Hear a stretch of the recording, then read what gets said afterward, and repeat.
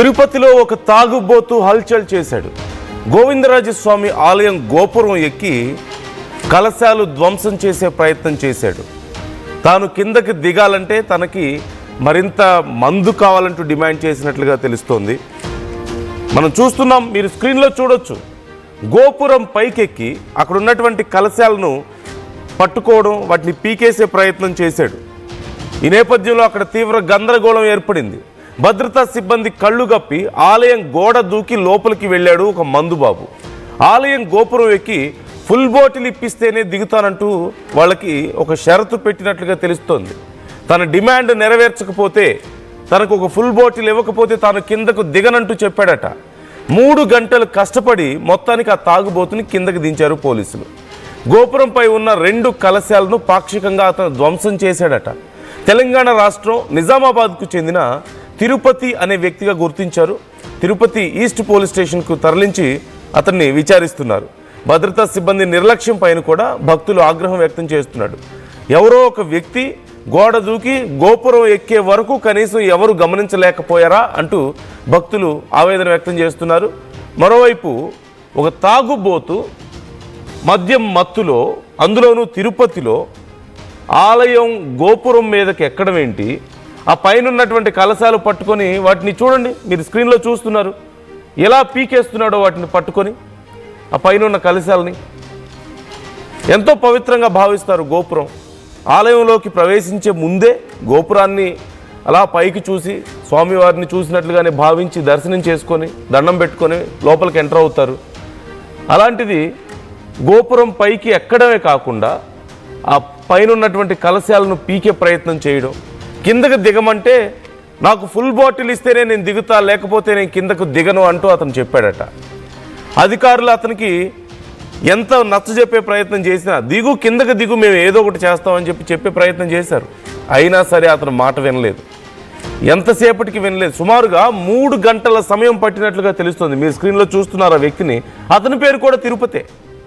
అతని పేరు తిరుపతి అంటూ తెలుస్తుంది. 3 గంటల పాటు అతను అక్కడ గందరగోళం చేశాడు.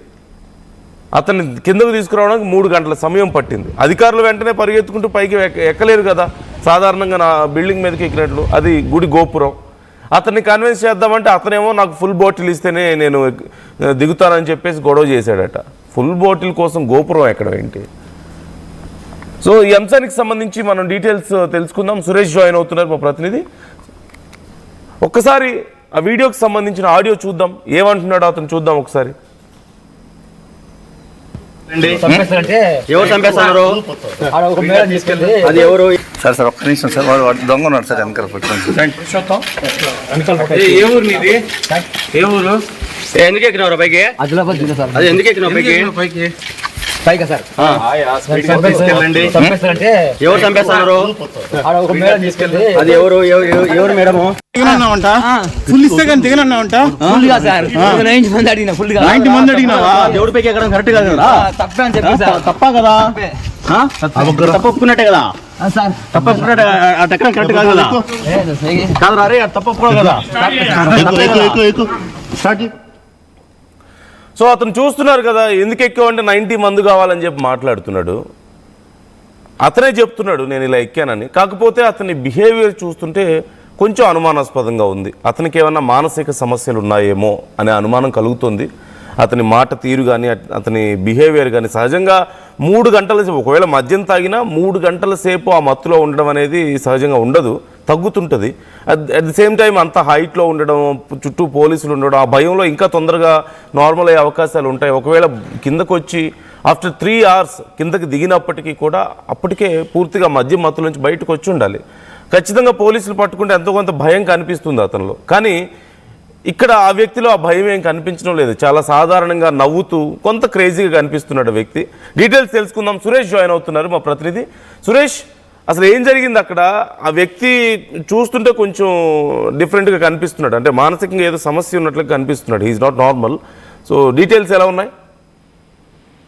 నందు, ఏదైతే నేను చెప్పినట్టుగా గోవిందస్వామి గుడి ఆలయంలో గత రాత్రి 11:30 గంటల సమయంలో ఒక అగంతకుడు గోవిందస్వామి గుడి ప్రధాన గోపురం వద్దకు పైకెక్కడం జరిగింది. అయితే అక్కడ ఉన్నటువంటి సెక్యూరిటీ కూడా ఎవరు పూర్తిస్థాయిలో ఇతను లోపల ప్రవేశించినప్పుడు గుర్తించుకోవడంతో ఒక్కసారిగా ఇతను ఒక గోడ దూకి లోపలికి వెళ్ళేటువంటి ప్రయత్నం చేసి పూర్తిగా ఆ గోపురం పై వరకు కూడా ఏదైతే మనకు ఆ కల్సియం ఇవి ఉంటాయో వాటి వరకు కూడా పైకి ఎక్కినటువంటి పరిస్థితి. అయితే అతని మాటలు వివిధ రకాలుగా కూడా అతను మాట్లాడుతున్నటువంటి పరిస్థితి ఉంది. మానసిక స్థితి బాగాలేదా లేకపోతే ఎందుకు ఎక్కాడు అన్న కోణంలో మాత్రం పోలీసులు దర్యాప్తు చేస్తున్నారు. అయితే అక్కడ ఉన్నటువంటి అధికారులు మాత్రం పూర్తిగా నిర్లక్ష్యం మాత్రం చాలా పొట్టొచ్చట్టు కనబడుతుందని చెప్పాలి. ఎందుకంటే గోవిందస్వామి గుడి ఆలయం అనేది చాలా ప్రధానమైనటువంటి ఆలయం. ఈ స్థాయిలో లోపలికి వెళ్ళి పైకి ఎక్కి అంత గోపురం అంత హైట్ ఉంటుంది, అంత ఎక్కేంత వరకు కూడా గుర్తించుకోవడం అనేది మాత్రం మరి నేను చెప్పాలి.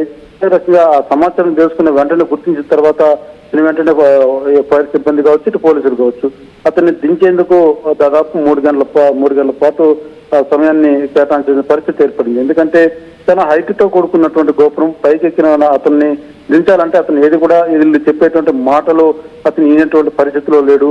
ఏ చిన్న పొరపాటు జరిగినా కూడా పైనుంచి కింద పడిపోయేటువంటి పరిస్థితి ఉంటుంది. ఈ నేపథ్యంలోనే ఫైర్ సిబ్బంది కావచ్చు, పోలీసులు కావచ్చు చాలా సేపు వరకు ప్రయత్నించి ఒక తాళ్ళు సహాయంతో నిచ్చెన వేసుకొని అతను పూర్తి స్థాయిలో పట్టుకొని మాత్రం అదుపులో తీసుకున్నటువంటి పరిస్థితి. అయితే జరిగినటువంటి సంఘటన మాత్రం ఒక్కసారిగా ఉలిక్కిపడైనటువంటి పరిస్థితి ఏర్పడిందని చెప్పారు. ఎందుకంటే గోవిందస్వామి గుడి ఆలయంలోకి సోమవారికి ఏదైతే ఆలయం క్లోజ్ చేసిన తర్వాత గుర్తు తెలియని వ్యక్తి లోపలికి వెళ్ళడం, ఎలా వెళ్ళాడు, అంత భద్రత ఉంటుంది, ఎలా వెళ్ళాడు అన్నది మాత్రం ప్రశ్నార్థకంగా మారింది. వెళ్ళినటువంటి అతను కూడా మద్యం సేవించి వెళ్ళి ఉన్నాడు. నార్మల్ గా ఉన్నటువంటి వ్యక్తి వెళ్ళడానికి కొంత ఇబ్బందికరంగా ఉంటుంది. ఎందుకంటే ఆ స్థాయి గోడ ఎక్కి దిగాలి దూకాలంటే చాలా ఇబ్బందికరమైనటువంటి పరిస్థితులు ఉంటాయి. తాగినటువంటి వ్యక్తి ఎలా ఏ మార్గం గుండా లోపలికి వెళ్ళాడు అన్నది మాత్రం ఒక ప్రశ్నార్థకంగా మారింది. దీని మీద మాత్రం పూర్తి స్థాయిలో ఈస్ట్ పోలీసులు మేము దర్యాప్తు చేస్తున్నామంటూ కూడా తెలియజేసినటువంటి పరిస్థితి. అతని మాటలు అనేక పోలీసులు అడుగుతుంటే ఒక్కొక్క మాటకు ఒక్కొక్క రకమైనటువంటి సమాధానాలు చెప్తున్నాడు. నాకు మందు కావాలి అందుకోసం ఎక్కానని తను ఒకసారి అంటున్నాడు, మరొకసారి నన్ను వేరే వాళ్ళు చంపేందుకు ప్రయత్నిస్తున్నారు ఎందుకు ఎక్కానని మరొక మాట చెప్తున్నాడు. అనేక మాటలు అయితే వినడానికి అతను ఒక మానసిక స్థితి సరిగా లేకుండా వెళ్ళినట్టుగా కూడా పోలీసులు అయితే భావిస్తున్నారు. అయితే లోపలికి వెళ్ళేంత వరకు కూడా భద్రతా సిబ్బంది ఏం చేస్తున్నారు అన్నది మాత్రం ప్రధానమైనటువంటి అంశం. ఈ నేపథ్యంలోనే టీటీడీ అధికారులు కూడా పూర్తి స్థాయిలో విచారిస్తున్నటువంటి పరిస్థితి మాత్రం నెలకొంది. Right thank you Suresh, thanks for the details. అతను ఆ పైకి ఎక్కి గోపురం మీదకి ఎక్కి నాకు మందిస్తే నేను కిందకి దిగి వస్తా, లేదంటే కిందకి దిగిరాను అన్నాడు. సరే కిందకి దిగిరా మేము ఇస్తామని చెప్పేసి అధికారులు అతను ఏదో ఒక రకంగా కొంత మాయ చేసే ప్రయత్నం చేసినా అతను 3 గంటల పాటు అక్కడ పెద్ద డ్రామా జరిగింది. ఓ పక్క అధికారులు ట్రై చేస్తున్నారు అతని కిందకి తీసుకురావడానికి, మరో పక్క భక్తులందరూ అక్కడ గుమిగూడి ఆందోళన వ్యక్తం చేయడం. అలా గోపురం మీదకి ఎంతో పవిత్రంగా భావించే గోపురం కదా, స్వామివారి ఆలయం గోపురం మీదకి ఎక్కడం అంటే అది చిన్న విషయం కాదు. ఖచ్చితంగా భక్తులు ఖచ్చితంగా ఆందోళన వ్యక్తం చేస్తున్నారు ఈ విషయంలో. అతని మీద చర్యలు తీసుకోవాలంటున్నారు. కానీ అతని కండిషన్ చూస్తేనేమో అతను నార్మల్గా లేడు, కొంత మానసికంగా ఏదో సమస్య ఉన్నట్లుగా కనిపిస్తున్నాడు.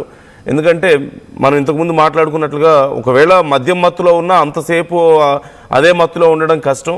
3 గంటల సేపు అధికారులతో అలాగే ఉన్నాడట. కిందకి దించిన తర్వాత కూడా నాకు మందు కోసం ఎక్కానని ఒకసారి మాట్లాడుతున్నాడు, మరొకసారి ఏమో నన్ను ఎవరో నా ప్రాణాలు తీయడానికి ట్రై చేస్తున్నారు, అందుకే నాకు థ్రెట్ ఉంది, అందుకే నేను పైకెక్కి కూర్చున్నానని చెప్పి మాట్లాడుతున్నాడు.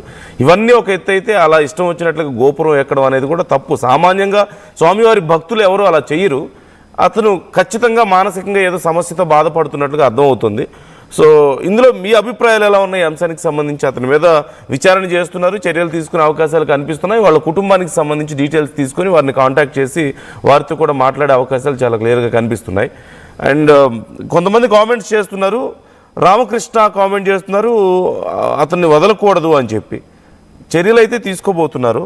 ఇక వెంకటేశ్వర రెడ్డి పి కామెంట్ చేస్తున్నారు, భారతదేశంలో శాంతి భద్రతలు తక్కువగా ఉన్న రాష్ట్రం ఆంధ్రప్రదేశ్, ఆస్కార్ అవార్డు కేంద్ర ప్రభుత్వం ఆంధ్రప్రదేశ్ ప్రభుత్వానికి సిఫార్సు చేసిందా? ఓకే.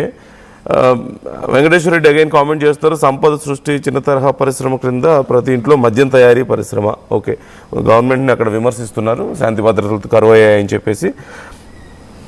సో మీ అభిప్రాయాలు ఎలా ఉన్నాయి ఈ అంశానికి సంబంధించి కామెంట్ చేసే ప్రయత్నం చేయండి.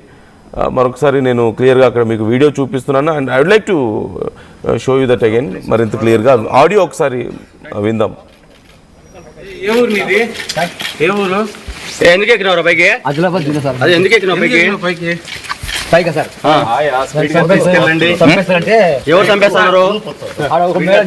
అది ఎవరు మేడము?